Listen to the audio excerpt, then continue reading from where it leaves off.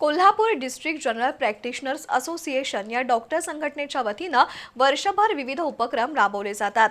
असोसिएशनच्या 8व्या वर्धापन दिनानिमित्त धन्वंतरी पुरस्कार आणि जीवनगौरव पुरस्कार दिले जातील, तसंच विविध क्षेत्रातील कर्तृत्ववान व्यक्तींचा सत्कार होईल, अशी माहिती असोसिएशनचे अध्यक्ष डॉक्टर अशोक रणदिवे आणि सचिव डॉक्टर बद्रुद्दीन मणेर यांनी पत्रकार परिषदेत दिली।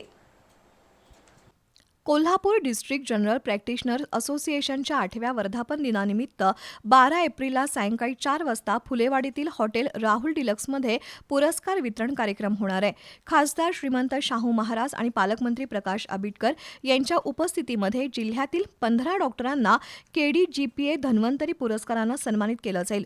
त्यामध्ये doctor Shivaji Magdum, doctor Nitin Mane, doctor Subhash Patil, doctor Rajesh Kumbhar, doctor Suhas Kamble, doctor Kiran Khorate, doctor Subhash Patil, doctor Pravin Nimbalkar, doctor Sachin Sutar, doctor Amit Kalebere, doctor Sharad Patil, doctor Ravindra Magdum, doctor Baburao Patil, doctor Shrinivas Chopde आणि डॉक्टर प्रकाश पाटील यांचा समावेश आहे।